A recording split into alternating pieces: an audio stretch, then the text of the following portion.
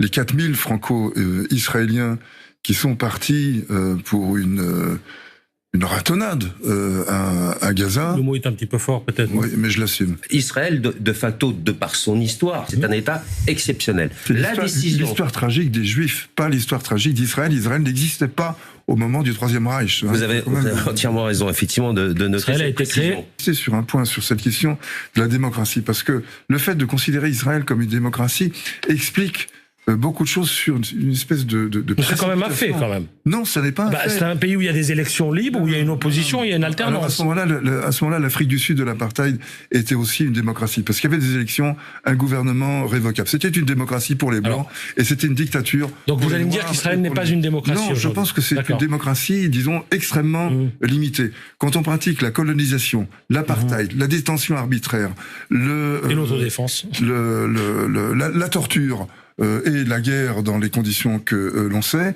me semble que se revendiquer du titre de démocratie est quand même pour le moins choquant. Qu'il est démocratique, je pense que c'est à peu près admis. Israël, même si vous le contestez. Demandez aux Palestiniens ce qu'ils en pensent. Demandez aux Palestiniens. Et une organisation terroriste. Pardon, excusez-moi. Demandez aux Palestiniens qui vivent sous juridiction israélienne ce qu'ils pensent de la démocratie israélienne. Mais en mai dernier, le procureur a émis des requêtes auprès de la chambre préliminaire de la Cour pénale internationale, qui est composée donc des juges capables d'émettre des mandats d'arrêt. Le procureur, lui, les demandait. Cela faisait 6 mois que cette histoire était en suspens, au point qu'un certain nombre de gens, dont moi, pensaient que l'affaire était dans le sac, si j'ose dire, c'est-à-dire que jamais ces mandats ne seraient émis. Et finalement, on apprend, il y a 2 jours, que ça va être effectivement le cas, que ces mandats sont émis.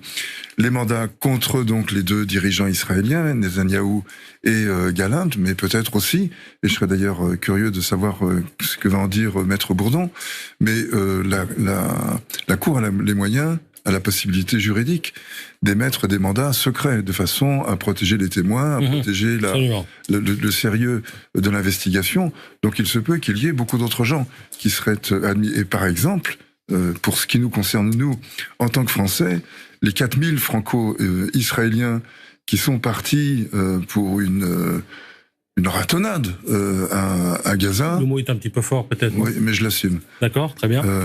Pour une ratonnade à Gaza, ceux-là vont-ils être inquiétés? En tout cas, il me semble que chacun d'entre eux peut se poser à bon droit la question de savoir s'il ne va pas faire l'objet, s'il ne va pas être visé par un mandat d'arrêt. Oui, j'ai été frappé ces derniers jours par un témoignage d'un soldat israélien racontant sa campagne à Gaza dans le cadre d'un reportage que Le Monde a publié sur ce ranch en Israël qui accueille des soldats victimes de syndrome de stress post-traumatique. On sait que le syndrome de stress a été mis au point, a été déterminé cliniquement, médicalement, aussi bien pour décrire l'état de victimes qui ont été bombardées, torturées, que l'état de personnes qui avaient commis des actes qui les avaient marqués. Également. Là, en l'occurrence, il s'agit de soldats, et l'un de ces témoignages était particulièrement impressionnant, notamment parce qu'il avait déjà été produit devant le Parlement israélien, et que là, il revenait devant le journaliste du Monde. Et il s'agissait de raconter que le collègue de ce soldat qui conduisait un bulldozer blindé, les bulldozers font partie de la stratégie militaire israélienne pour détruire les maisons, pour détruire les routes, détruire le sous-sol, etc. Donc ce bulldozer blindé était conduit par un soldat qui était le collègue de celui qui témoignait, qui s'était suicidé quelques jours auparavant. Et dans le récit qu'il donnait de cette situation, il parlait du fait que son collègue avait témoigné du fait que la conduite de ce bulldozer, ils avaient écrasé des dizaines et peut-être des centaines de corps de Palestiniens morts et vivants. Je dis bien morts et vivants. C'est-à-dire ce bulldozer écrasait des corps comme ça. Et c'était à cela que ce soldat n'avait pas résisté, et c'est pour cela qu'il s'était suicidé. Et je dis ça parce que moi j'ai des réserves sur l'usage du mot démocratie. Si pour qualifier Israël, si la Cour pénale internationale a frappé un grand coup. Et moi, je suis d'accord avec tout ce qui a été dit auparavant. C'est une mesure d'ordre historique. Ça n'est pas parce que elle s'en prend à une démocratie, c'est parce qu'elle s'en prend à un pays qui appartient au camp occidental. C'est tout à fait différent. Les pays qui appartiennent au camp occidental avaient jusqu'à présent été totalement ménagés. Seuls ceux qui étaient dans le camp... Ils sont un petit peu plus vertueux que les dictatures, quand même. Vous me le concéderez, en général. Oui, c'est vrai, je vous le concède, mais du point de vue des faits, et notamment de leur qualification juridique, oui, mais par exemple, ce que fait Israël à Gaza, ce que fait Israël maintenant au Liban, ça relève d'une stratégie qui est, enfin, d'une forme de guerre qui bat tous les records, tout de même, record d'intensité de bombardement, record du nombre d'enfants tués, de journalistes tués, de médecins tués, record de destruction.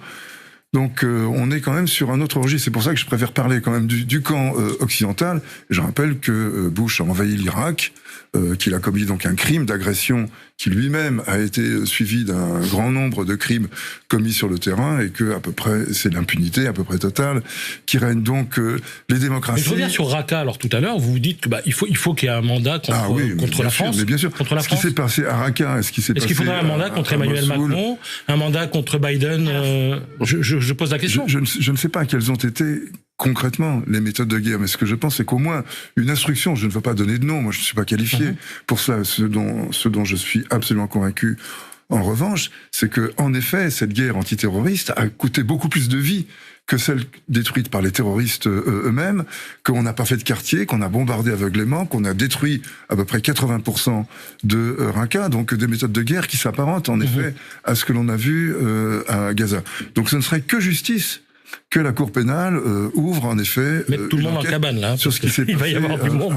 Et oui, mais pour l'instant, ce que l'on voit, c'est que finalement les zones de tir libre, comme c'est le cas à Gaza, de tir et de bombardement libre, on cogne et on dit puisqu'ils sont morts, ce sont des terroristes. En gros, c'est comme ça que fonctionne la logique. Eh bien, qu'est-ce qui peut les freiner, puisque rien ne semble disponible pour les freiner. Aujourd'hui, seule la Cour pénale internationale a les mesures, a les moyens de rendre ces actions punissables, donc de leur conférer un certain coût politique, un certain coût moral. Et aujourd'hui, Israël est un État paria, notamment du fait de la mesure prise par la Cour pénale internationale. Et je pense que c'est ce qui explique aussi largement la fureur des dirigeants israéliens. Israël, de facto, de par son histoire tragique, jouit d'un statut exceptionnel. C'est un État exceptionnel. Et d'ailleurs, en ce sens, la décision... L'histoire tragique des Juifs, pas l'histoire tragique d'Israël. Israël n'existait pas au moment du Troisième Reich. Vous avez entièrement raison, effectivement, de noter cette précision.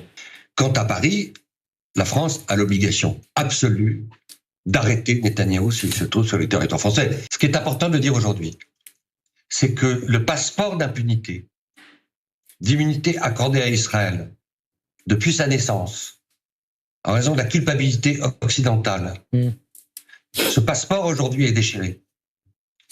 Et que pour la première fois, le bouclier que représentait la culpabilité occidentale s'est émoussé, et que pour la première fois, les déclarations de Netanyahou qui accusent la Cour pénale internationale, rien de moins que d'être une organisation antisémite, ne sont plus crédibles.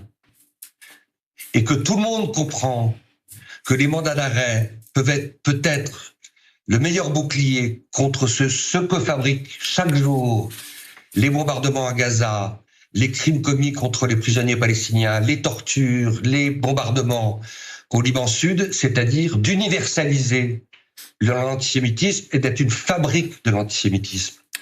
Restituer de la crédibilité de la CPI, c'est lui redonner de l'universalité, c'est-à-dire chacun a droit à la vie, chacun a droit à un juge. Et tous les crimes internationaux, tous ceux qui commettent des crimes internationaux sont redevables devant le juge international, Israël compris, quels que soient les embarras et quels que soient les vieux fonds de culpabilité occidentale. Clair qu'Emmanuel Macron n'invitera plus Benyamin Netanyahou à quelque conférence que ce soit, à quelque entrevue en face à face que ce soit. Il ne viendra pas à l'inauguration de Notre-Dame. Il viendra nulle part. Et même en voyage privé, il ne pourra plus venir en France. Donc ça, c'est un point. Mais si la France disons, ne le faisait pas. Oui, c'est clair, la Mongolie peut se le permettre vis-à-vis de Vladimir Poutine, mais la Mongolie, qu'est-ce que c'est au niveau international, sans être déplaisant? Un pays de l'ONU, un pays qui a ratifié le traité. Voilà, mais dont l'influence est équivalente à celle de mon petit doigt. Ce sont quand même les États-Unis qui se ridiculisent dans cette histoire, parce que Biden n'a pas eu assez de mots pour célébrer les mérites de la Cour pénale internationale quand elle c'était a mis un mandat contre Poutine, et il n'a pas assez de mots pour la flétrir, pour la descendre, quand c'est un mandat contre Netanyahou. Et ça va pas forcément s'arranger avec Trump. Il y a Non, bien entendu, ça ne va pas s'arranger avec Trump. Sauf que Trump n'aurait pas, sans doute pas félicité la CPI pour son mandat contre Poutine. Il me semble que la Commission des droits de l'homme, devenue le Conseil des droits de l'homme, était vraiment une sorte d'épine irritative, où en effet se passaient des choses, comme vous les avez dites, qui sont au mieux surréalistes, au pire choquantes, littéralement scandaleuses. Mais tout ça ne doit pas quand même écarter l'action des Nations Unies dans toute une sorte de domaines, l'OMS, les réfugiés, enfin la santé, les réfugiés, l'éducation, bien sûr. L'éducation, etc. Donc une agence des Nations Unies qui, en effet, à mon avis, n'avait tout simplement pas lieu d'être, peut ternir l'image des Nations Unies dans... Parce qu'il y a eu plusieurs incartades, hein, je crois, le droit des femmes et, je sais plus ce que c'était l'autre, les droits de l'homme, je crois. Oui, enfin, donc la Chine... L'égalité homme-femme et puis les droits de l'homme. Présider des commissions.